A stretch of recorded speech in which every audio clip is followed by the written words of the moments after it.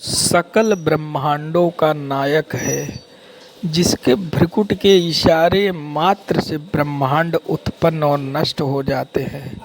सुनिए डॉक्टर श्याम सुंदर पराशर जी की यह अनमोल कथा।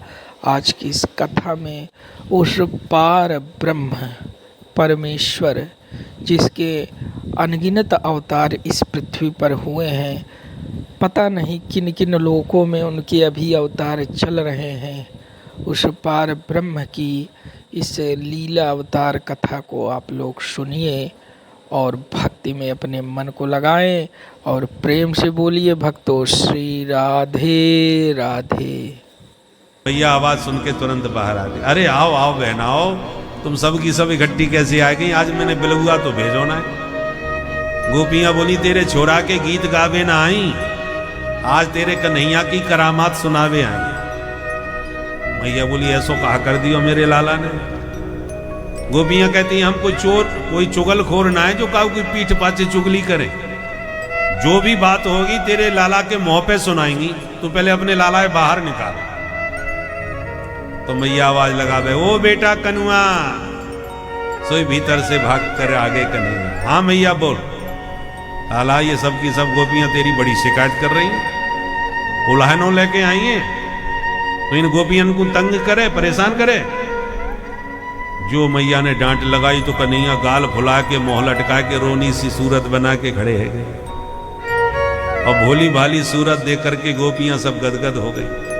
आपस में बोली बहन अब यहाँ की शिकायत करो। जितनी देर तक शिकायत करेंगी उतनी देर तक ही ये भोले मुखमंडल की छवि देखने को मिलेगी। तो सब गोपियां एक एक करके शिकायत करना चालू करती हैं।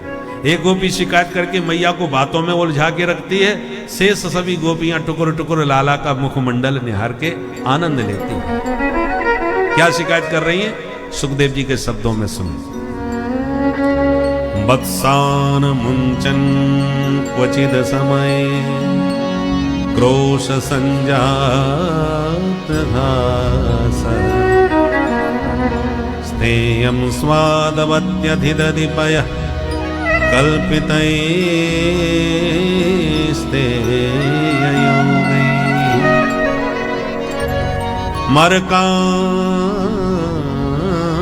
भोक्षन् विभजति सचेत् नाति भाण्डं भिनत्ति द्रव्यालाभे सगृह कुपितो यात्युपक्रोश्यतो। पहली शिकायत, वत्सान मुंचन। मैया तेरो कन्हैया आवे और बछड़ा खोल के भग जाए। तो मैया लाला का पक्ष लेके बोली, अरे बहन तो गैया दोबे जा रही होगी तो लाला ने बछड़ा खोल दिए होंगे। दूसरी गोपी बोली नाय नाय क्वचित असमय, जब गैया दोबे को कोई समय ना हो तो भाई खोल के भागे ही। और एक दिन में गैया दोबे जा रही थी, तब मैं बोली कन्हैया ने एक बछड़ा खोल दियो। सुहाग दिखा के बोलो, हे गोपी तेने कमोय अपनो नौकर समझ रहा को है, हुक्म चलाई रही है। तो मेरे कहवे तो खोवे कहवे पर तो खोले ना है, और अपनी मर्जी से चुप ही खोल के चाहे जब भगेगा। वत्सान मुंचन क्वचित असमय। तो मैया बोली एक काम कर, मेरो ही कन्हैया ना है, ये तुम्हारो ही लाला है। अपनो लाला समझ के एक दिन डांट लगाए दो, फटकार दो या क्यों अच्छी तरह। एक बार शोर आए फटकार दियो, दोबारा हिम्मत ना पड़ेगी। दूसरी गोपी बोली खूब डांट फटकार के देख लियो। फिर बोले मैया जब हम डांट में लगे तो ये हमें देख के मुस्कुरा भी लगे। भगवान जाने या कि मुस्कान में कहा जादू है कि डांटते डांटते हमें ही हंसी आ जाए, सारी गुस्सा ठंडी पड़ जाए। क्रोश संजात हास। मैया बोली तो एक काम कर, जब भी मेरो लाला तेरे घर पहुंचे तो ये जो मांगे सो दे दियो कर, जो खावे सो खवा दियो कर, और बातें दोगुनो हिसाब करके तू मोते ले जायो कर, न लड़ाई न झगड़ा। एक गोपी बोली जसोदा कैसी बात करे, तेरो लाला कछु खाए पी लेगो तो हम तो उसे मांगवे आएंगे हिसाब। अरे हमारो ही लाला है, चाहे जितनो खाए ले। मैया बोली तो फिर शिकायत काय क्यों कर रही है, फिर खाए लेंगे। एक गोपी बोली मैया खाए की शिकायत ना है, शिकायत यह बात की है कि एक दिन मैंने थाली में माखन मिश्री सब परोस के या के सामने थाली धर दी और मैं आते हाथ जोड़ के बोली कन्हैया तू प्रेम से बैठ के खा ले, कमी पड़ेगी तो और दूंगी। तो एकदम आंख उठा के बोलो ए गोपी तेने कमोई भिगमंगा समझ रहा को है, तू मेरे घर में आके खा जाइयो। मेरे बाबा के यहाँ 9 लाख गैया हैं, दूध दही के भंडार भरे पड़े, तू नेक्सो माखन मुँह का दिखा रही है। मैं बोली लाला जब इतने बड़े बाप को बेटा है तो फिर चोरी काय क्यों करे। तो हंस करके कहता है चोरी के माल में स्वाद ही कछु और होए। अब बता प्रेम से परोस दो तो बड़े बाप को बेटा बन जाए और बाद में चोरी करके खावे में या कुछ स्वाद आए। मैया बोली तो फिर एक काम करो, अपने माट मटका सब छींके पे लटकाए दो ऊपर। आजकल तो छींका सब भूल ही गए। पहले दूध दही माखन जो था ना ऊपर लटका दिए, जैसे ऐसा लटका है ना ऐसे छींका होता है ताकि बिल्ली आदि कोई उसको खाए नहीं। हाँ ये छींका लटके तो है, ये इन्हीं को छींका बोलते हैं। तो मैया बोली ऐसे छींके पे लटकाए दो। मेरो नेक सो कन्हैया या को हाथ ही ना पहुंचेगो तो कैसे खाई लेगो माखन। तुरंत एक गोपी आगे बढ़ के बोली जसोदा तेरो लाला जितनो छोटो उतनो ही खोटो। अरे तो पतो ना है आने पूरी मंडली बना रखी है अपनी,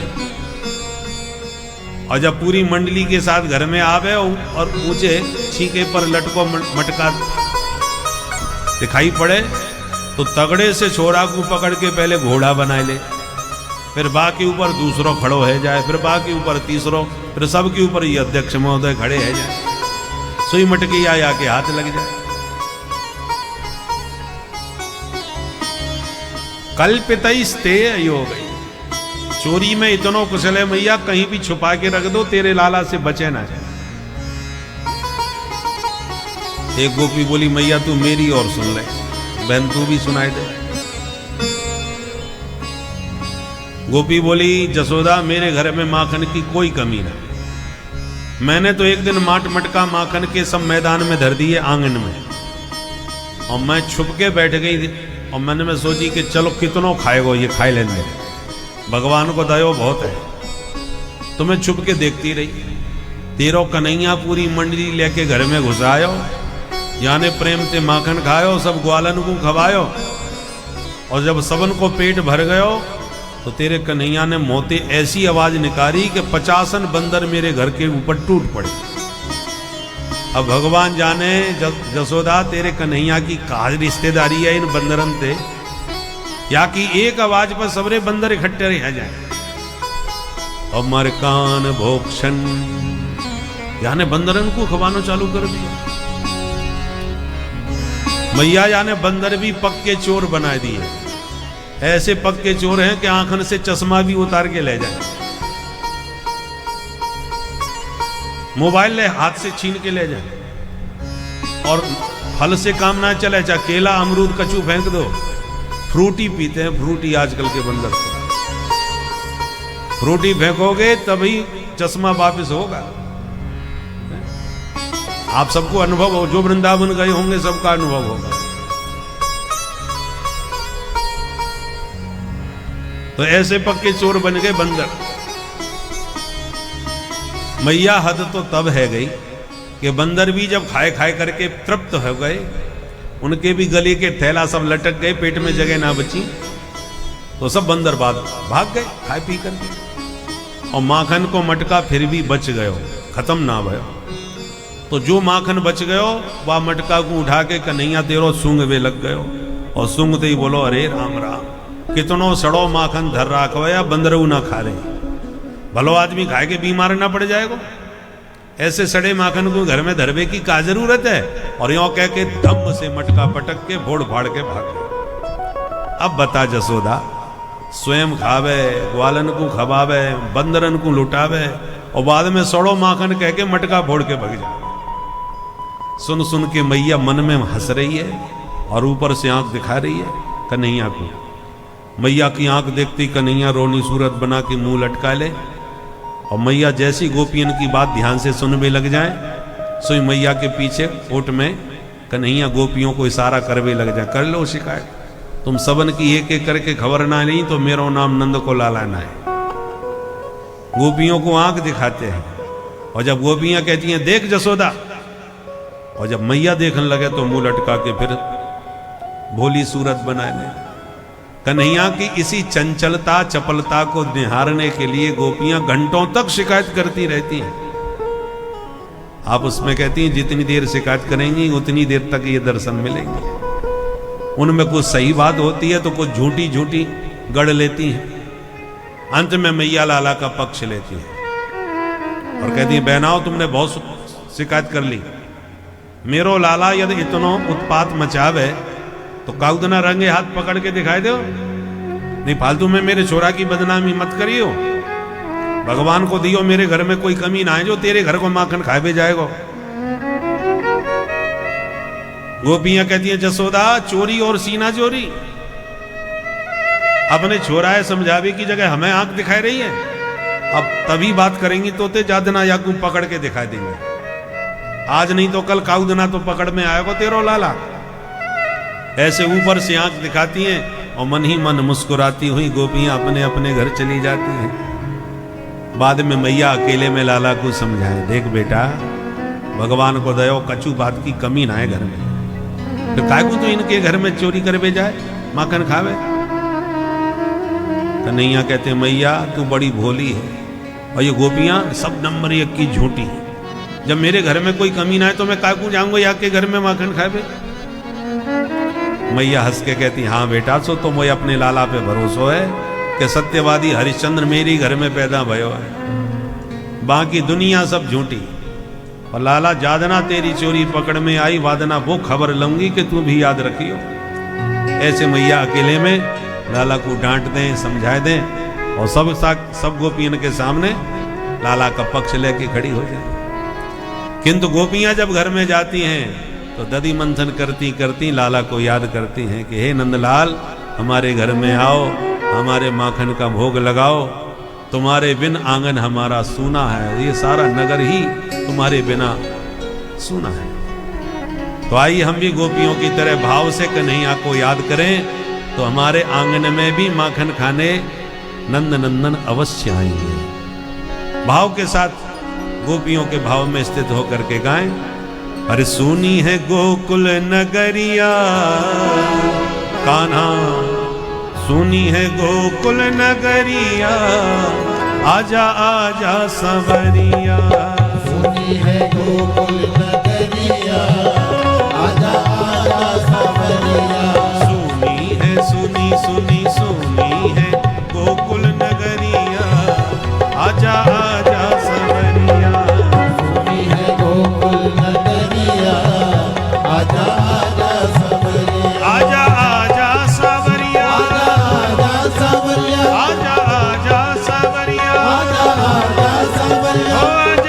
आजा सवरिया, आजा आजा सवरिया, आजा आजा सवरिया, आजा आजा सवरिया, आजा आजा सवरिया, सुनी है गोकुल नगरिया आजा आजा सवरिया, सुनी है गोकुल नगरिया आजा आजा सवरिया, सुनी है गोकुल नगरिया आजा आजा सवरिया।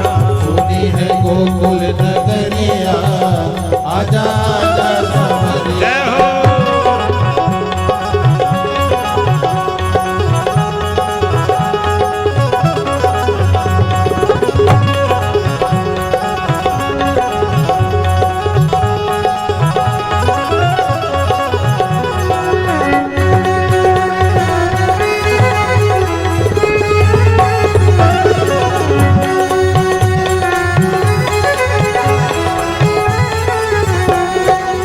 देखिए आप सब बैठ जाइएगा, सब खड़े होंगे ना तो सबको दर्शन नहीं होगा और फिर झांकी का भी आनंद नहीं मिलेगा। हैं? सब लोग बैठ जाइए और भगवान का दर्शन करें और भाव के साथ मेरे साथ मिल करके गाएं। सुनी है गोकुल नगरिया आजा आजा सवरिया सुनी है गोकुल नगरिया आजा आजा सवरिया सुनी है गोकुल नगरिया आजा आजा सवरिया सुनी है गोकुल नगरिया आजा आजा सवरिया वृंदावन के तुम हो राजा वृंदावन के तुम हो राजा वृंदावन के तुम हो राजा वृंदावन के तुम हो राजा भक्तों को अब दरस दिखा जा भक्तों को अब दरस दिखा जा दरस दिखा जा दरस दिखा जा ओ दरस दिखा जा दरस दिखा जा भक्तों को अब दरस दिखा जा भक्तों को अब दरस दिखा जा और आके बजा जा मुरलिया आके बजा जा मुरलिया आजा आजा सवरिया मुरलिया आजा आजा सवरिया सुनी है गोकुल नगरिया आजा आजा सवरिया सुनी है गोकुल नगरिया आजा आजा सवरिया बोल माखन चोर भगवान की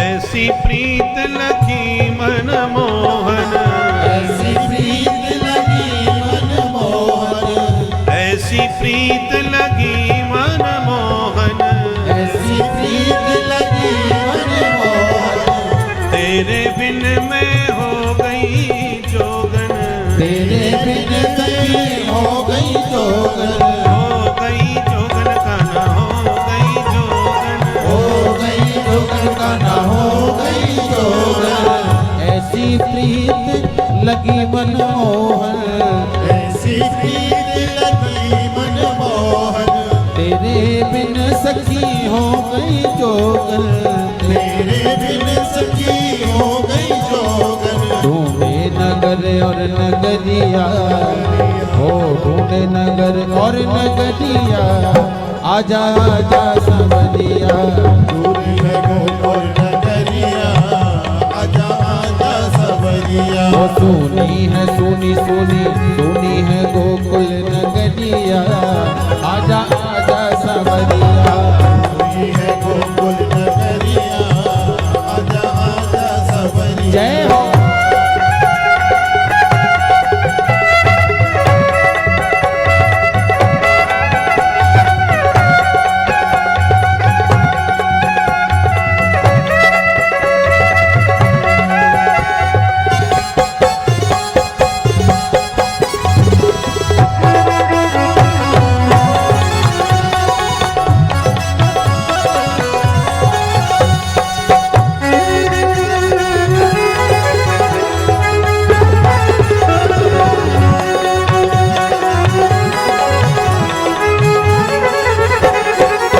बरसाने में रसिक दुलारे बरसाने में रसिक दुलारे ग्वाल बाल के प्राण प्यारे ग्वाल बाल के प्राण प्यारे ओ रसिक दुलारे ओ प्राणन प्यारे ओ रसिक दुलारे बरसाने में रसिक दुलारे बरसाने के ग्वाल बाल के प्राण प्यारे ग्वाल बाल के प्राण प्यारे ओ सखियां हाँ सखियां देखे डगरिया सखियां देखे डगरिया आजा आजा सवरिया सुनी है गोकुल नगरिया सबरिया सुनी है गोकुल नगरिया आजा आजा सबरिया सुनी है गोकुल नगरिया आजा आजा सबरिया सुनी है गोकुल नगरिया आजा आजा सबरिया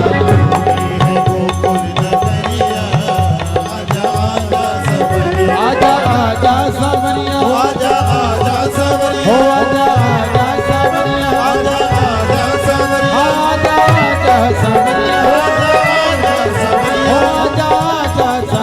आजा आजा सबरिया आजा आजा सबरिया सुनी है गोकुल नगरिया आजा आजा सबरिया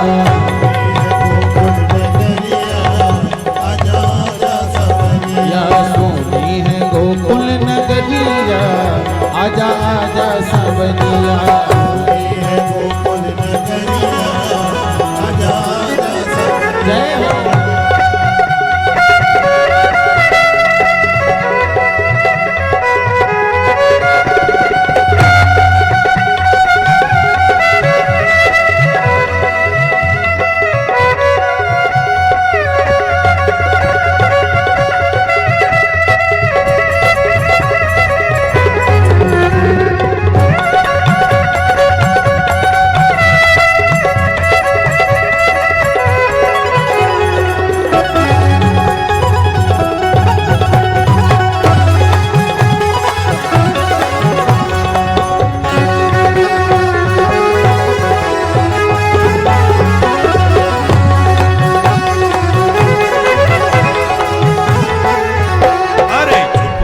माखन खाए गयो रे चुपके से माखन खाए गयो रे बेगर छोटो सोला से माखन खाए गयो रे मेरो छोटो सोला चुपके से चुपके से चुपके से चुपके से माखन खाए गयो रे चुराए गयो रे एक चालक छोटो सो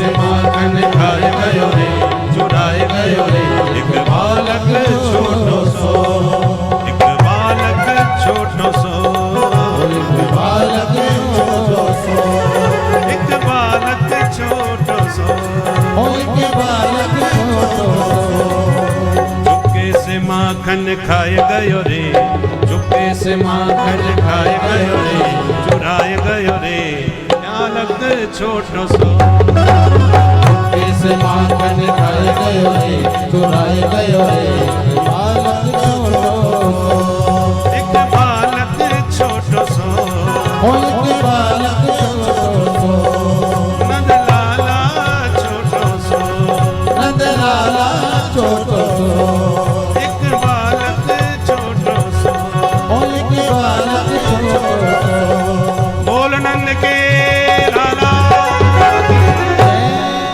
माखन चोर भगवान की जय जय श्री राम। सब गोपियों के घर में माखन चुरा के भाग गए कि नहीं आ। अब सब गोपियां बैठे तो भगवान ने इस प्रकार से अब सब गोपियां अपने अपने स्थान पर बैठ जाएं। आगे पुनः भगवान की लीलाओं का ध्यान से श्रवण करें। एकदा क्रीडमानास्ते रामाद्या गोपदारका कृष्णो मृदं भक्षितवान् इति मात्रे न्यवेदयन्। इस प्रकार से भगवान ने माखन चोरी लीला करके समस्त गोपियों का मनोरथ पूर्ण किया। अब प्रभु ने विचार किया माखन बहुत खा लिया, थोड़ा मिट्टी का भी स्वाद, ब्रजरज का भी स्वाद लेकर के हम देखें। तो भगवान एक बार क्रीड़ा करते करते ब्रह्मांड घाट पर पहुंच गए और ब्रह्मांड घाट पर खेलते खेलते भगवान ने सबकी आंख से छुपकर मिट्टी का डेला मुंह में धर के गटक लिया। दाऊ दादा ने देख के लिया तो पकड़ लिया। चोरे कन्हैया तेरे मुंह में का है? कन्हैया बोले अच्छा मोते झूठ बोलेगा तो चल तेरी शिकायत करूं मैया तेरी। और हाथ पकड़ के बलराम जी कन्हैया को मैया के पास ले आए और कहा मैया, मैया बोली कहा बात है लाला? बोले मैया तेरे लाला ने, मैया तेरे कान्हा ने माटी खाई, जसोदा सुन माई। अद्भुत खेल सखन संग खेलो, और इतनो सो माटी को डेल्यो। तुरत श्याम ने मुख में मेर्यो, फिर याने गटक गटक गटकाई, जसोदा सुन माई। जैसी मैया से शिकायत करी तो मैया विचार कर भी लगी, कल तक माखन खाया कर तो अभी ये मिट्टी खा भी लग गयो। मैया ने लाठी उठाई, ये देखो भाई अब फोटोग्राफी बाद में करना, कथा में बाधा मत डालो। जब भजन कीर्तन हो तब ये फोटोग्राफी कर लिया करो, कथा में बाधा पड़ती है, फिर हमारा धारा भंग सब हो जाती है। बोलो बंसी वारे की। तो सावधान होकर के सुने, भगवान ने जब मिट्टी खाई ये शिकायत मैया के कान में आई तो मैया ने लाठी उठाई और पकड़ के कन्हैया को जोर की डांट लगाई। कस्मान मृद मदांतात्मन भवान भक्षितवान रह, वदन्ति तावकायेते कुमारास्ते ग्रजोप्ययम्। चोरे चटोरे कन्हैया सच बोल, तूने मिट्टी खाई? अब कन्हैया घबराए, मेरे मुंह में माटी और मैया के हाथ में सांटी, आज तो मालूम पड़े पिटाई पड़े व्यवहारी है। तो कन्हैया तुरंत हाथ जोड़ के बोले, ना हम भक्षितवानंब सर्वे मिथ्या विशंसन। अरे मैया ये सब के सब ग्वाला नंबर 1 के झूठा, मैंने बिल्कुल भी मिट्टी ना खाई।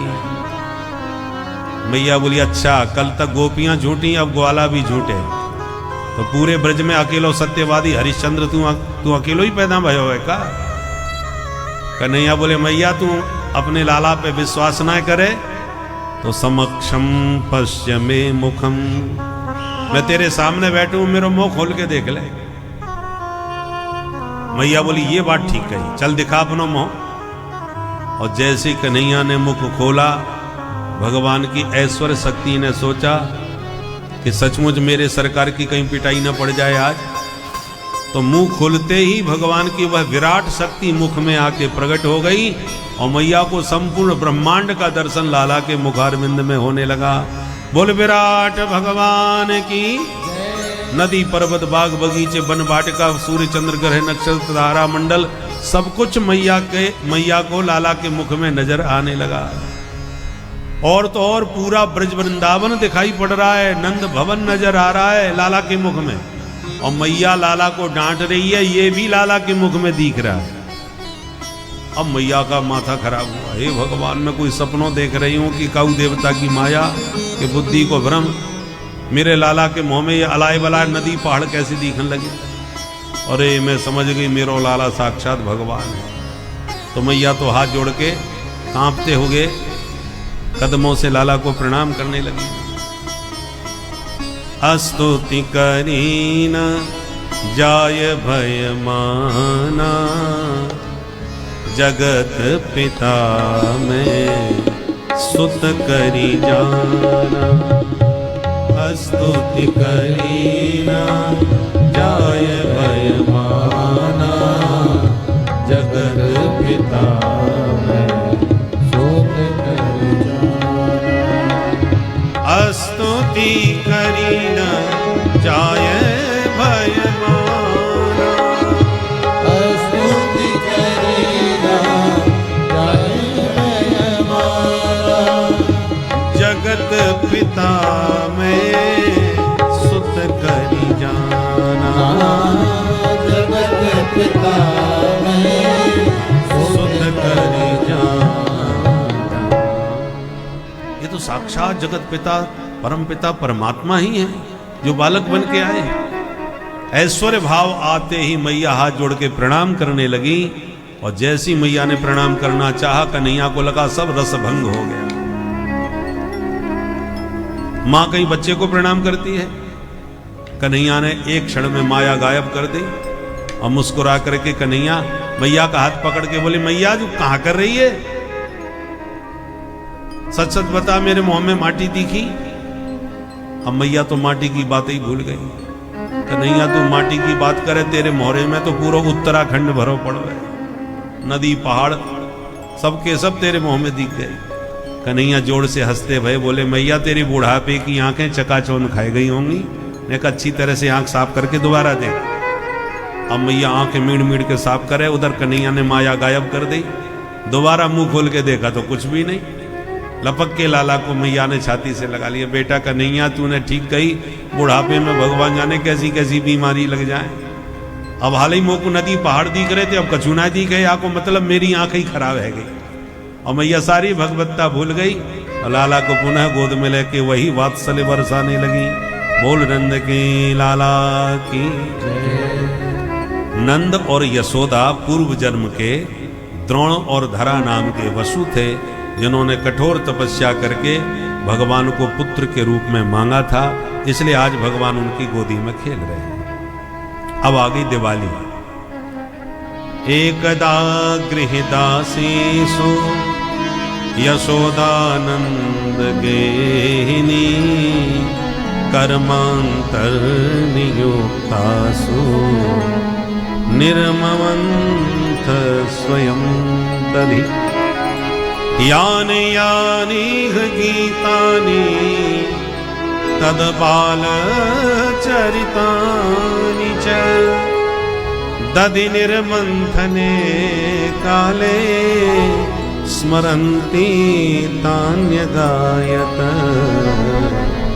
स्मरन्ति तान्यगायत। दिवाली का दिन था। मैया के यहाँ सैकड़ों दास दासियां काम करती थीं। मैया ने सबको बाहर के कामों में लगा दिया, साफ सफाई में, पर लाला के लिए दधि मंथन कन्हैया स्वयं मैया अपने हाथों से कर रही है। मैया दधि मंथन हाथ से कर रही हैं, मन ही मन लाला का ध्यान कर रही हैं और वाणी से गुनगुना करके लाला के गीत गा रही हैं। मनसा वाचा कर्मणा एक होकर के मैया लाला की सेवा में संलग्न है। जैसी मैया ने दधि मंथन किया, लाला जाग गए। नींद खुली तो मैया के पास आके बोले, मैया भूख लग रही है। तो मैया सब काम छोड़ के लाला को गोद में लेके अपना स्तन पान कराने लगे। माँ का दूध पीते कन्हैया धीरे से बोले, मैया एक बात पूछूं का? हाँ बेटा पूछ। बोले, मैया ये बता तो को दूध प्यारो लगे कि पूत? मैया जोर से हंसी, अरे बेटा तू कैसी बात करे, वही अपनो पूत सबसे ज्यादा प्यारो है, दूध दही का चीज तेरे सामने। कन्हैया बड़े खुश है गए, मैया मोते बड़ो प्रेम करे भाई। इतने में मैया को याद आ गई कि चूल्हे पे दूध चढ़ा के चली आई, या छोरा की बातन में उतार वही भूल गई। अरे बेटा मेरा दूध उफन गयो, दूध उफन गयो। पट्ट से लाला को धरती में बैठा है, मैया भागी चूल्हे पर दूध उतार गई। जीव और ब्रह्म, जीव और ब्रह्म की यही विकटता होती है कि जीव ब्रह्म पर ध्यान तो लगाता है, लेकिन माया इतनी प्रबल होती है कि क्षण भर में वह उस ब्रह्म से तल्लीनता को तुरंत ही मन से हटा देता है। उसी प्रकार जिस प्रकार यशोदा मैया भगवान श्री कृष्ण को अपने गोद में बैठाकर उनको बहुत प्यार करती हैं, किंतु जैसे ही उन्हें सांसारिक चीज़ का ध्यान आता है, वे तुरंत उनको एक तरफ उतार कर बैठाकर सीधे उस तरफ भागती हैं। यही विसंगतियाँ जीव और ब्रह्म के समकक्ष भी होती हैं। इसलिए हमें भी इस माया रूपी अज्ञान रूपी पर्दे को हटाकर ब्रह्म के पूर्ण साक्षात्कार का आलिंगन करना चाहिए और उनकी शरण की तरफ बढ़ना चाहिए। तो प्रेम से बोलिए भक्तों, श्री राधे राधे। बच्चों को लाड़ प्यार खूब करो, परंतु इतना लाड़ प्यार भी ना करो तो बच्चों के संस्कार न बिगड़ जाएं। उस पर भी माताओं को ध्यान देना चाहिए। तो जसोदा मैया अत्यंत वात्सल्यमयी है, पर मन में सोचती हैं मैंने इसकी उद्दंडता पर दंड नहीं दिया तो ये बहुत ज्यादा बिगड़ जाएगा। इसलिए लाठी लेके मैया पकड़वे को भागी, और जो मैया के हाथ में लाठी देखी कन्हैया ने दौड़ लगाई। आगे कन्हैया, पीछे मैया। सुखदेव जी कहते हैं परीक्षित कर लो दर्शन। न चांतर न बहिर्यस्य न पूर्वम न पिचा परम। जिस परमात्मा का ओर छोर आदि अंत बड़े बड़े सिद्ध संतों ने नहीं पाया, मैया उसे लाठी का भय दिखा करके पाना चाहती है। प्रभु पकड़ में नहीं आए, भाग गए। मैया भागते भागते थक गई, लाठी टेक के बैठ गई। फिर बैठी बैठी बोली देख लाला जल्दी आ जा, नहीं बहुत मारूंगी आज। कन्हैया बोले मैया तू मारेगी इसीलिए भाग रहे। ना बेटा तू प्यार से मेरे पास आ जा तो मैं काय को मारूंगा। कन्हैया बोली तो पकड़ के करेगी कहा। मैया बोली लाला तेरी आज पूजा करूंगी। कन्हैया बोले आज कौन सा पर्व है। मैया बोली बेटा तू आ तो सही, फिर मैं बताऊंगी विधि विधान से। कन्हैया बोले जब पूजा करेगी तो हाथ में लाठी काय को ले रखी है। मैया बोली अरे बेटा बुढ़ापे में लाठी सबन को लेनी पड़े। ले मैंने ये फेंक दी लाठी। जैसी लाठी फेंकी सुई कन्हैया मैया के पास आ गए। आते ही मैया ने पट्ट से लाला को हाथ पकड़ लियो। बेटा तू तो घर चल, तेरी तो आज ऐसी पूजा करूंगी कि छठी को दूध याद आ जाए। मुंह को भगा भगा के मेरी हालत खराब कर दी। अब कन्हैया ने आंखें मीड़ मीड़ के रोनो चालू कर दिया। मैया ने जब लाठी दिखाई तो कन्हैया आंखें मीड़ के इतना रोने लगे कि आंखों का काजल कपोलों तक फैल गया और जगन्नाथ भगवान जैसी आंखें हो गई। तो मैया को दया आ गई। मारना तो ठीक नहीं है पर कछु तो दंड दूं। तो हाथ पकड़ के मैया भीतर ले आई और घर में आकर के ऊखल में बांधने लगी कन्हैया को। पर जैसी रस्सी बांधती है 2 अंगुल रस्सी कम पड़ जाती है। मैया दूसरी रस्सी जोड़ के बांधती है तो फिर 2 अंगुल कम। अब मैया ने सैकड़ों रस्सी जोड़ दी, पर तदपि द्व्यंगुलम न्यूनम यद यदा दत्त बंधनम। 2 ही अंगुल रस्सी बार बार कम पड़ी। 2 ही अंगुल कम क्यों? 1 अंगुल जीव का पुरुषार्थ और 1 अंगुल भगवान की कृपा। भगवान कितनी भी कृपा करें पर हम पुरुषार्थहीन बन के बैठे रहेंगे तो सफलता जीवन में कभी नहीं मिलेगी। और हम कितना भी पुरुषार्थ करें जब तक ठाकुर जी कृपा नहीं करेंगे तो भी बात नहीं बनेगी। जैसे दोनों हाथ से ही ताली बजती हैं, ऐसे ही कृपा भी जरूरी है और कर्म भी जरूरी है। जीव कर्म करे और हरि कृपा करें तो बात बन जाएगी। समाज में दोनों प्रकार के लोग हैं। कुछ लोग इतने ईश्वरवादी होते हैं कि हाथ पे हाथ धर के बैठे रहते हैं, कैसा भगवान ठीक करेंगे। अरे भगवान तो करेंगे पर तुम भी तो कुछ करो भाई। भाग्य भरोसे बिल्कुल मत बैठो। परंतु कुछ लोग इतने पुरुषार्थी होते हैं कि ईश्वर को ही कुछ नहीं समझते। दोनों ही गलत है। पुरुषार्थ भी करना चाहिए और ईश्वर की कृपा का भी आश्रय लेना चाहिए। दोनों जरूरी है। इस समय ईश्वर की कृपा की कोई कमी नहीं है हमारे देश में, खूब बरस रही है। सनातन धर्म की ध्वजा खूब लहरा रही है। भगवान ने अपने दोनों दूत भेज रखे हैं। बोलो राधे राधे। बड़ी बड़ी जटिल समस्याओं का जो कोई समाधान नहीं सूझ रहा था वो सहजता से संभव हो गई। राम मंदिर हमारे कितने पूर्वज बेचारे तरस के चले गए कि एक बार हम भी रामलला को अवधपुरी में नहीं देख पाए। और आज इतना भव्य दिव्य राम मंदिर की स्थापना हो गई रामलला विराजमान हो गए, सब सकारात्मक, देश में बहुत कुछ हो रहा है। ये राम जी की कृपा नहीं तो और क्या, जब से राम जी आए बहुत कुछ चमत्कार हो रहा है। परंतु कृपा में तो कोई कमी नहीं है, पर पुरुषार्थहीन बन के यदि हम अब भी कुछ नहीं करेंगे, अरे कम से कम घर से बाहर निकल के आशीर्वाद का वोट तो दीजिए। जब आशीर्वाद का वोट देने की भी हमारे पास फुर्सत नहीं है, समय नहीं है, उससे हमें मतलब नहीं है, तो राम जी की कृपा कब तक काम करेगी? कृपा तो हो रही है, पुरुषार्थ भी तो कुछ करो, अपनी जिम्मेवारी, अपने कर्तव्य को भी तो निभाओ। पर हम लोग कृपा के भरोसे पर बिल्कुल हाथ पे हाथ धर के घर में बैठे रहते हैं, तो ऐसे काम नहीं चलेगा। पुरुषार्थ और कर्तव्य पर ध्यान देना चाहिए। इसलिए 2 अंगुल रस्सी कम पड़ी, पर मैया जब बांधते बांधते पूरी तरह पसीना में लथपथ हो गई, चुटिया खुल गई, बाल बिखर गए, तो भगवान को दया आ गई, मेरी मैया कितनी परेशान हो रही है।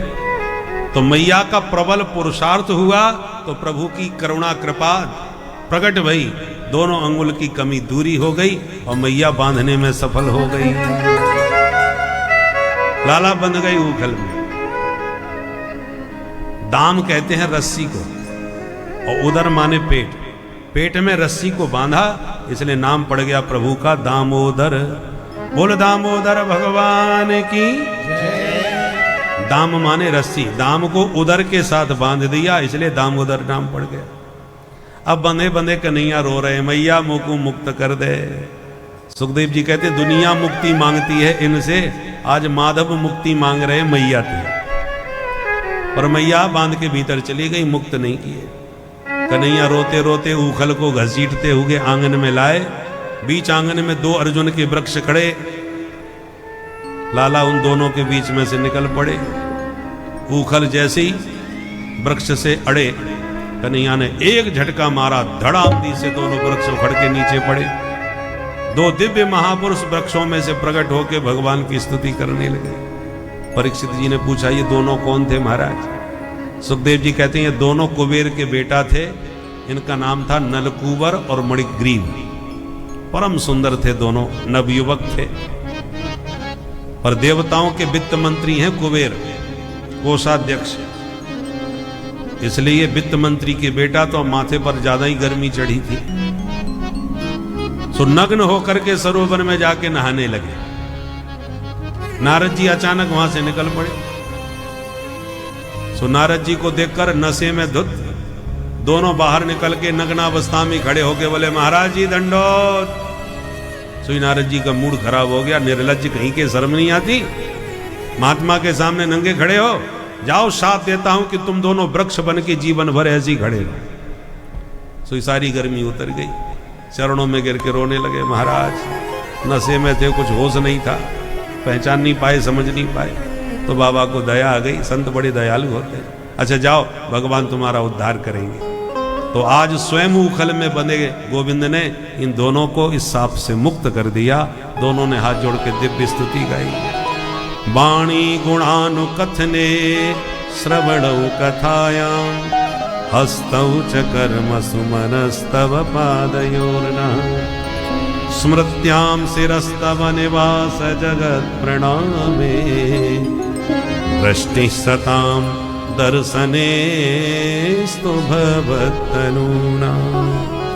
दोनों ने स्तुति करते हुए कहा, प्रभु हमारी वाणी सदा आपके गुण गाती रहे, हमारे कान सदा आपकी कथा सुनते रहे, हमारे हाथ आपकी सेवा में लगे रहे, हमारा सिर आपके चरणों में झुका रहे, हमारा मन सदा आपका सुमिरन करता रहे, हमारी दृष्टि सत्पुरुषों का, महापुरुषों का और आपके श्री विग्रहों का दर्शन करती रहे। ऐसी हम पर कृपा करो। स्तुति करते दोनों निकल गए। वृक्षों की गिरने की आवाज नंद बाबा के कान में पड़ी तो भागते हुए आए और उखल में बंधे हुए लाला को मुक्त कर दिया। पर इस दुर्घटना से नंद बाबा बहुत चिंता में पड़ गए। बाबा नंद ने तुरंत आपातकालीन मीटिंग बुलवाई और ब्रज के सब गणमान्य गोप इकट्ठे होके आए। कहो बाबा कैसे याद किया? बाबा नंद ने कहा कि आज हमने फैसला कर लिया कि अब इस गोकुल में एक भी दिन नहीं रहेंगे। क्यों? बोले कुछ ज्यादा ही समस्याएं आ रही। अब तक तो यदा कदा संकट आए थे, आज तो मेरे आंगन में कितने पुराने बाप दादा के जमाने के वृक्ष और दोनों एक साथ उखड़ के कन्हैया के ऊपर गिर पड़े। बाल बाल बच गया मेरो लाला। इसलिए अब हमें यहां रहना ही नहीं, तो कहां चले? बोले बताओ कोई बढ़िया जगह। उपनंद जो छोटे भैया हैं नंद बाबा के, वो बोले भैया एक स्थान है। कौन सा? बोले वनम वृंदावनम नाम पशव्यम नवकाननम गोप गोपी गवाम सेव्यम पुण्यात्री ऋणवीरुधम। उपनंद बोले भैया अपने ब्रज में बहुत सारे वन हैं, वृंदावन, निधि वन, बेल वन, काम वन, ताल वन, मधुवन, भांडीर वन, ये ब्रज के वन हैं। पर सबसे सुंदर प्यारा यदि वन है तो उसका नाम है वृंदावन। बोल वृंदावन बिहारी लाल की जय। जो वृंदावन की महिमा गाई, सब ग्वाला एक स्वर में बोले बहुत अच्छा बहुत अच्छा। भाई वृंदावन हमको भी बहुत पसंद है। नंद बाबा बोले तो देर किस बात की, चलो वृंदावन। बैलगाड़ियों में सामान लादा और गाय बछड़ों को हाँक दिया वृंदावन की ओर और गोकुल छोड़ के वृंदावन चल दिया।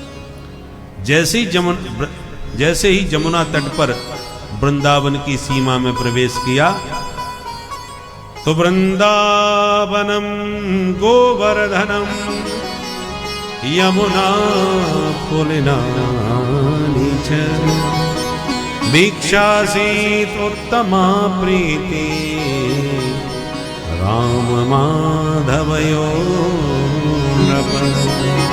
सुखदेव जी कहते हैं परीक्षित, गिरिराज गोवर्धन नाथ का जो सुंदर पर्वत शिखर देखा और हरी भरी कुंज निकुंजों को, वृक्षावलियों को देखा, कल कल कल्लोल करती हुई कमनीय कालिंदी के कलरव को जब कृष्ण कन्हैया ने सुना और देखा तो मुग्ध होकर के मैया ते बोले मैया ये वृंदावन तो बड़ो सुंदर है। लागे वृंदावन नीको माने, लागे वृंदावन नीको, लागे वृंदावन। मन से वृंदावन चलिए।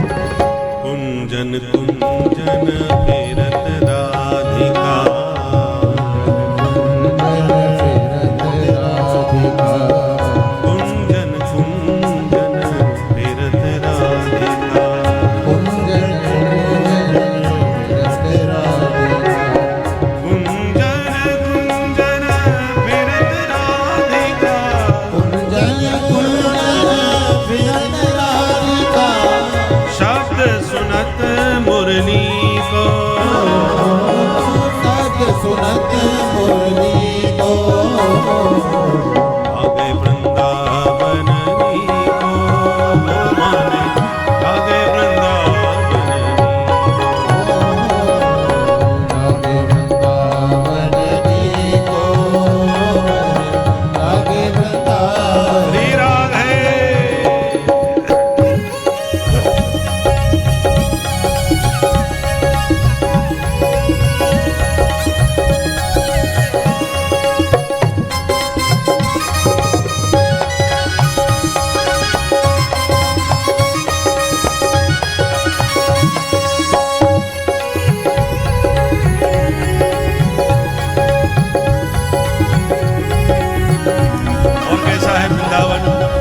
निर्मल नीर बहत जमुना में, निर्मल नीर बहत जमुना में, निर्मल नीर बहत जमुना में, निर्मल नीर बहत जमुना में, निर्मल नीर बहत जमुना में, निर्मल नीर बहत जमुना में, भोजन दूध दही को,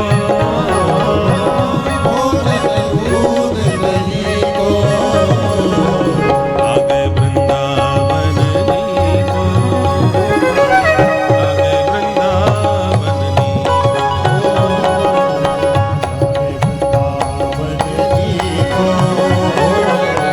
आगे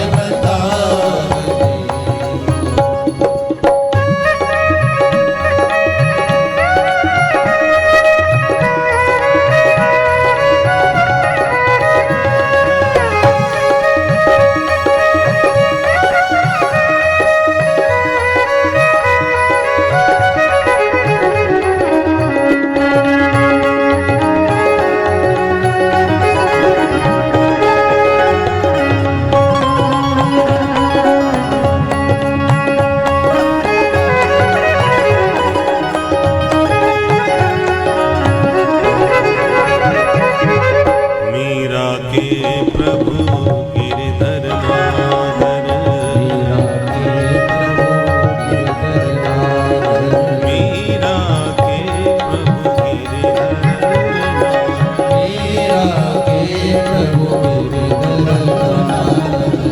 मीरा के प्रभु गिरधर नागर, मीरा के प्रभु गिरधर नागर, भजन बिना नर पीको, भजन बिना नरवी को, आगे वृंदावन को,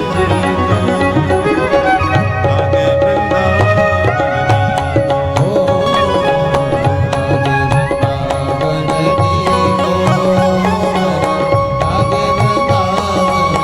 आगे वृंदावन को, आगे वृंदावन, आगे वृंदावन, आगे वृंदावन, आगे वृंदावन। आगे वृंदावन। बोलो वृंदावन बिहारी लाल की, यमुना महारानी की, गोवर्धन नाथ की। कन्हैया खुश होके बोले मैया अब तो या वृंदावन में चराएंगे हम गैया। मैया बोली बेटा गैया बाद में चरा, पहले बछड़ा चरा वो सीख ले। तो कन्हैया बोले ठीक है। तो छोटे छोटे बछड़ा चराने लगे, घुमाने लगे। भगवान वत्स पालक कहलाए, बछड़ों के पालक। एक दिन बछड़ा चराते चराते एक वत्सासुर नाम का दैत्य बछड़ा बन के बछड़ों में मिल गया। प्रभु तुरंत पहचान गए तो उसका पैर पकड़ के घुमा करके दे मारा, सो गोविंदाय नमो नमः। वत्सासुर मारा गया। एक दिन बगुला बन करके पूतना का भाई बकासुर आ गया। भगवान को देखकर दौड़ा और मुंह में धर के भगवान को निगल गया। भगवान इसके पेट में चले गए। ब्रजवासी चिल्लाने लग गए, पर भगवान ने इसके पेट में जाके अपना शरीर इतना गर्म कर दिया कि छटपटा के इसने तुरंत मुख से भगवान को बाहर निकाला। और बाहर निकलते भगवान ने इसका मुंह पकड़ के बीच में से चीर दिया, सो गोविंदाय नमो नमः। बकासुर भी मारा गया। एक दिन अघासुर नाम का दैत्य अजगर बन करके मुंह फाड़ करके बैठ गया। ब्रजवासी आंख मिचौनी खेल रहे थे। कन्हैया हम छुपेंगे, तुम ढूंढो, ले जाओ छुप जाओ। तो तो सबके सब इसको गुफा समझ के इसके मुंह में घुस गए। और जैसे ही भगवान ने देखा, अरे ये तो इसके मुंह में घुस रहे हैं। भगवान ने आवाज लगाई पर सुन नहीं पाई, तो भगवान भी घुस गए। और प्रभु ने जैसे ही इसके मुख में प्रवेश किया, इसने तुरंत मुंह बंद कर लिया। मुंह बंद करते ही सबके सब बेहोश हो गए, मूर्छित होकर गिर पड़े। और कन्हैया ने क्या किया, घिसट घिसट के इसके पेट में घुस के जहां से ये श्वास ले रहा था, जिस छिद्र से, उस श्वास के छिद्र में घुस के बैठ गए और पूरी तरह इसकी सांस बंद कर दी। अब बिना सांस के ये छटपटा गया। थोड़ी देर में इसका ब्रह्मरंध्र फट गया और उसी छिद्र से भगवान निकाल के ब्रजवासियों को बाहर लाए। प्रभु की दृष्टि पड़ते ही ब्रजवासी स्वस्थ हो गए। अघासुर की प्राण ज्योति उसके शरीर से प्रकट होकर भगवान के चरणों में समा गई। अघासुर का उद्धार हुआ। पर आज अघासुर मरा, उसके 1 वर्ष बाद ब्रजवासियों ने घर में जाके बताया कि मैया तेरे कन्हैया ने आज अघासुर मार दियो। परीक्षित ने प्रश्न किया, ये घटना 1 साल के बाद क्यों सुनाई? सुखदेव जी कहते हैं, सुनो। जैसे ही अघासुर के मुख से बाहर निकले ब्रजवासी, तो बोले कन्हैया बड़ी जोड़ की भूख लग रही है, कहीं पेट पूजा हो जाए। कन्हैया बोले चलो। अपने अपने घर से जो कलेवा लाए हैं वो सब ले करके जमुना के तट पर रेती में बैठ के वहीं आराम से खाएंगे। तो सब अपना अपना कलेवा निकाल करके जमुना तट पर कन्हैया को बीच में बैठा लिया, चारों तरफ से गोल चक्राकार बना करके ग्वाला बैठ गए। अब कन्हैया को खिलाने लगे और स्वयं खाने लगे। कैसे भोजन हो रहा है, सुखदेव जी इस भोजन लीला का चित्रण करते हैं। बिभ्रद वेणुं जठर पटयो श्रृंगवेत्रे च कक्षे वामे पाणौ मिश्रण कवलम तत्फलान्यंगुलीषु तिष्ठन् मध्ये स्वपरसुहृदो हासयन्नरमभिस्वै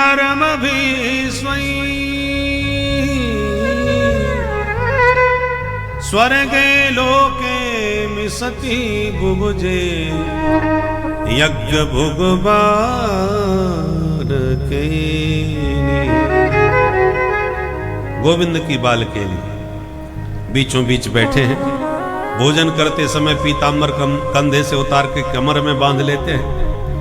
कमर के बंधे पीताम्बर में एक तरफ बंसी, दूसरी तरफ श्रृंगी को खुरस लेते हैं। बाएं हाथ के हथेली पर दही भात मिला लेते हैं। विविध फलों का अचार एक एक कली ब्रजवासियों से मांग मांग कर उंगलियों के बीच में दबा लेते हैं। आम का, नींबू का, मिर्ची का, टेंटी का, ये खट्टे मीठे अचार के साथ दही भात खा रहे हैं।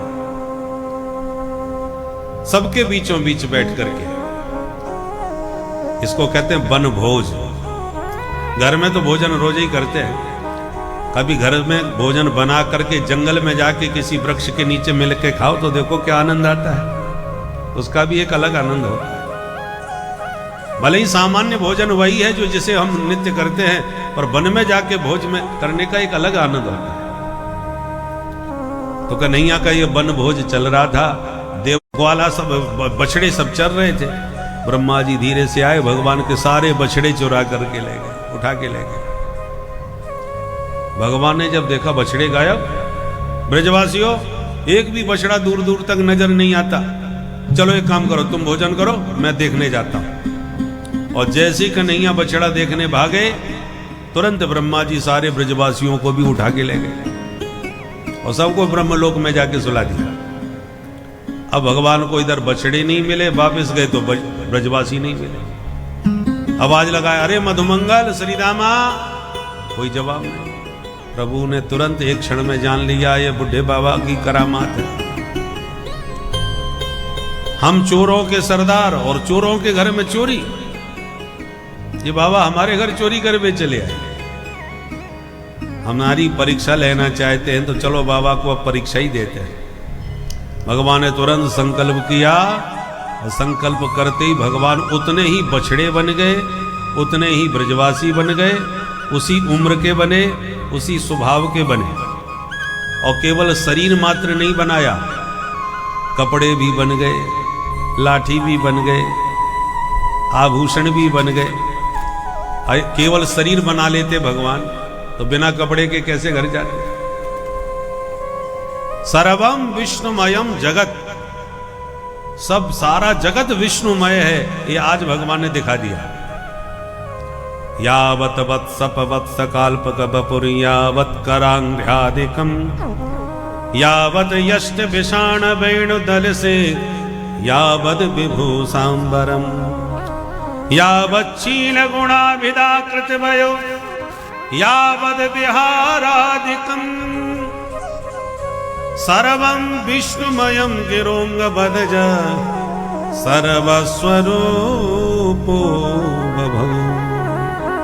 विश्वरूप परमात्मा, बंसी भी भगवान, लाठी भी भगवान, अंगूठी भी भगवान है, वस्त्र भी भगवान, जूते चप्पल भी भगवान, सब भगवान स्वयं बने।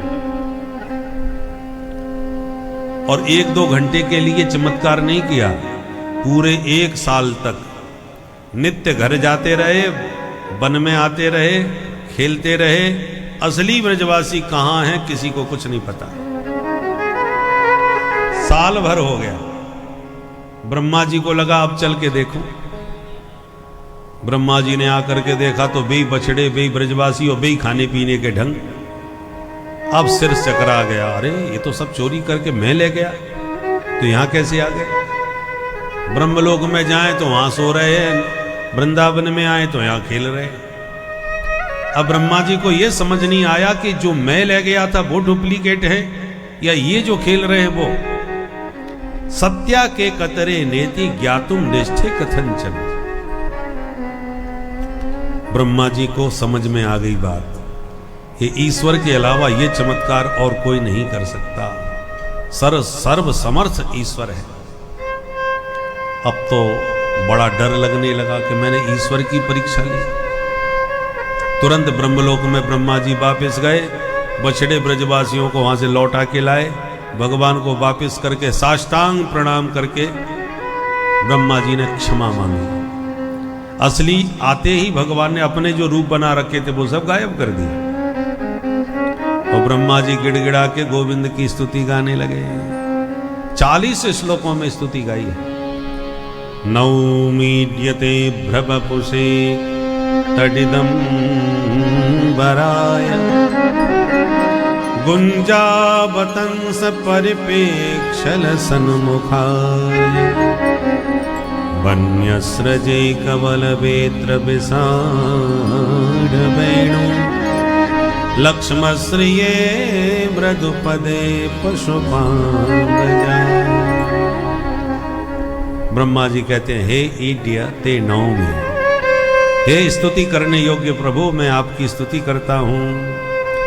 आपके 4 भुजाओं में शंख चक्र गदा पद्म हमेशा देखने को मिले, पर आज आपकी 4 भुजाओं में कवल वेत्र विषाण वेणु विभूषित हो रहे हैं। ऐसे हे नंद नंदन गोपाल, आपके चरणों में मेरा प्रणाम। बहुत सुंदर स्तुति गाई, पर भगवान बोले नहीं। एक बात बताएं, कोई आपका बड़ा अधिकारी आपसे नाराज होकर के कोई अपशब्द कहे, डांट दे, फटकार दे, तो क्रोध तो है पर ज्यादा खतरा नहीं। खतरनाक स्थिति तब होती है जब आपको आपसे बात करना ही छोड़ दे, आपसे कुछ बोले ही नहीं, वो बहुत खतरनाक स्थिति होती है। तो भगवान कुछ बोले ही नहीं रहे तो ब्रह्मा जी और ज्यादा घबरा रहे। अरे डांट के फटकार के कुछ कह दे तो कोई बुराई नहीं है, पर बोल क्यों नहीं रहे। कहीं ऐसा ना हो कि ब्रह्मा जी की कुर्सी चली जाए हाथ से। तो ब्रह्मा जी ने भगवान को छोड़ के भगवान के प्रिय ब्रजवासियों की स्तुति करी। अहो भाग्यम नंद गोप ब्रजहु कसाम यन मित्रम परमानंदम पूर्णम ब्रह्म सनातनम। ब्रह्मा जी कहते हैं, प्रभु इन ब्रजवासियों के भाग्य की कहां तक सराहना करूं। मैं सृष्टिकर्ता विधाता ब्रह्मा आपके दरस को तरस रहा हूं कि आप एक बार मेरे ऊपर कृपा दृष्टि डाल दें। और इन ब्रजवासियों को देखो, आपके साथ कबड्डी खेल रहे, आपसे कुश्ती लड़ रहे हैं, और कभी कभी आपको गिरा करके आपके कान पकड़ के आपको अपना घोड़ा बना लेते हैं, आपके कंधे पर चढ़ जाते हैं। मैं तो कहता हूं महाराज, ये ब्रह्मा जी की गद्दी पर किसी और को बैठाओ, मुझे तो गद्दी छोड़ा के अपना ग्वाला बना के इस मंडली में भर्ती कर दो। ब्रह्मा जी कह रहे हैं, कर जोरे ब्रह्मा खड़े सुनहु नंद के लाल, देहु ब्रह्म पद और को हमहु करो ब्रज ग्वाल। हमें भी अपने ब्रज का ग्वाला बना लो। फिर भी भगवान कुछ बोले नहीं, तो डर के मारे बेचारे ब्रह्मा जी 3 ही परिक्रमा लगा के भाग गए। 3 परिक्रमा क्यों लगाई? किस देवता की कितनी परिक्रमा लगानी चाहिए, अलग अलग विधान है। पंचदेव प्रमुख होते हैं, 5 देव, ब्रह्मा विष्णु महेश शक्ति और गणेश। ब्रह्मा जी को ही सूर्य देव कहते हैं, सूर्य नारायण, कि ब्रह्मा जी का हिरण्यगर्भ का स्वरूप है। तो देवी मां का कोई भी मंदिर हो, शक्तिपीठ, चाहे वैष्णवी माता हो चाहे लक्ष्मी मैया हो, तो देवियों की एक ही परिक्रमा देनी चाहिए, एक परिक्रमा। और सूर्य मंदिर हो, जैसे कोणार्क का सूर्य मंदिर है, तो 7 परिक्रमा सूर्य भगवान की देनी चाहिए, 7। और गणपति जी का मंदिर हो, इस समय तो गणेश जी का उत्सव चल रहा है चारों, तो गणेश जी की हमेशा 3 ही परिक्रमा देनी चाहिए। और लक्ष्मी नारायण का मंदिर हो, राधा कृष्ण जी का, सीताराम जी का, ये नारायण के ही स्वरूप हैं, इनकी 4 परिक्रमा देनी चाहिए। और भोले बाबा का मंदिर हो तो आधी परिक्रमा देनी चाहिए, इधर से गए और उधर निकल गए, पूरी परिक्रमा नहीं देनी चाहिए। क्यों नहीं देनी चाहिए? कि भगवान शिव को जो जल चढ़ाया जाता है, और जल निर्माल्य जहां से निकलता है बह करके, उसका नाली बनी रहती है, उसका कभी उल्लंघन नहीं करना चाहिए, उसको लांघने से सारे पुण्य खत्म हो जाते हैं। इसलिए शिव जी की आधी परिक्रमा है। शास्त्र की आज्ञा है, एका चंड्या रवौ सप्त तिस्रः कार्या विनायके हरेश चतस्त्र कर्तव्या शिवस्यार्धम प्रदक्षिणा। तो हम लोग अज्ञानवश किसी की कितनी भी परिक्रमा लगा लेते हैं, पता नहीं रहता हम, पर ब्रह्मा जी तो वेदों के ज्ञाता हैं, इतने बड़े। कलयुग की उम्र कितनी है? इस ब्रह्मांड में जितने भी युग चलते हैं, जितने भी समय चक्र चलते हैं, उनका किसी न किसी रूप से कोई न कोई संबंध अवश्य होता है। और उन्हीं संबंधों का हमारे इस कल्प में ब्रह्मा जी के दिन और ब्रह्मा जी के रात से संबंध है। कब प्रलय होती है, प्रलय भी 2 प्रकार की, एक आंशिक प्रलय, एक पूर्ण प्रलय। इनका समय कब है, इस ब्रह्मांड का जीवन काल क्या है, और किस प्रकार से इसका संचालन होता है, यह सब आप आगे की इस कथा में सुनिए और ज्ञान से परिपूर्ण होइए। एक वैज्ञानिक आधार को भी हमारा सनातन धर्म हमेशा टक्कर देता है, और इस सनातन धर्म के इस आधार का जब विज्ञान आकलन करता है तो वह हमेशा इसे सदैव सत्य ही पाता है। तो इसीलिए आप लोग इस सनातन परम ज्ञान को सुने और भगवान के उस चरण कमल में अपने मन को लगाए रखें और प्रेम से बोलिए भक्तों, श्री राधे राधे। 4 वर्ष हम मानवों के जब 4,32,000 वर्ष बीतते हैं, तब कलयुग की उम्र पूरी होती है। और कलयुग से दुगनी उम्र है द्वापर की, 8,64,000 वर्ष। 3 गुनी उम्र है त्रेता की, 4 गुनी उम्र है सतयुग की। अब चारों युगों की उम्र को यदि जोड़ा जाए वर्षों में तो कितने हो जाएंगे? 43,20,000 वर्ष। कंप्यूटर में देख लो, 4,32,000 के 4 गुना कर दो तो 43,20,000 वर्ष होते हैं चारों युगों की उम्र। मतलब क्या हुआ? चारों युग इस धरती पर सतयुग, द्वापर, त्रेता, कलयुग जब बीतते हैं तो 43,20,000 वर्ष हम मनुष्यों के हो जाते हैं। तब इसको कहते हैं एक चतुर्युगी, चारों युगों का एक चक्कर। और चारों युग जब 1000 बार चक्कर काट जाते हैं तब 1000 चतुर्युगी का ब्रह्मा जी का एक दिन होता है। सिर्फ दिन, रात नहीं। फिर इतनी बड़ी रात होती है। जब इतना बड़ा एक दिन ब्रह्मा जी का बीतता है तब प्रलय होती है। अब कलयुग के बाद सतयुग आएगा तब कोई प्रलय नहीं, वो आंशिक प्रलय होती है। परंतु पूर्ण प्रलय कब होती है? जब ब्रह्मा जी का एक दिन पूरा होता है, उसको कल्प कहते हैं। उसमें भू भुवा स्वः 3 एक हो जाते हैं। परंतु इतना बड़ा एक दिन होने पर भी ब्रह्मा जी की 50 साल की उम्र पूरी हो चुकी है। 50 वर्ष उनके बीत गए। 91वां वर्ष चल रहा है। 91वें वर्ष का पहला दिन चल रहा है। पहले दिन का मध्याह्न काल चल रहा है। मध्याह्न काल की जो चतुर्युगी जो चल रही ना, 1000 चतुर्युगी बीतेगी तब एक दिन पूरा होगा। इस समय 28वीं चतुर्युगी चल रही है। ये जो कलयुग है ये 28वीं चतुर्युगी का कलयुग चल रहा है। और उम्र है इसकी 4,32,000 वर्ष और बीती है अभी केवल 5,200 साल। इसलिए संकल्प में बोला जाता है कलयुगे कलिप प्रथम चरणे। कलयुग का ये पहला चरण चालू है। अभी तो कलयुग बहुत बाकी है, न जाने कितनी बार हम आज आके चले जाएंगे। तो इतना बड़ा जब ब्रह्मा जी का एक दिन है तो 1 साल का तो पता ही नहीं चलता कब बीत गई। इसलिए ब्रजवासी जब 1 साल के बाद घर पहुंचे तो क्षणार्धम, सुखदेव जी कहते हैं आधे क्षण के समान उनको प्रतीत हुआ, क्योंकि ब्रह्मलोक में रह के आए। इसलिए आते ही बोले मैया तेरे कन्हैया ने आज अघासुर मार दिया।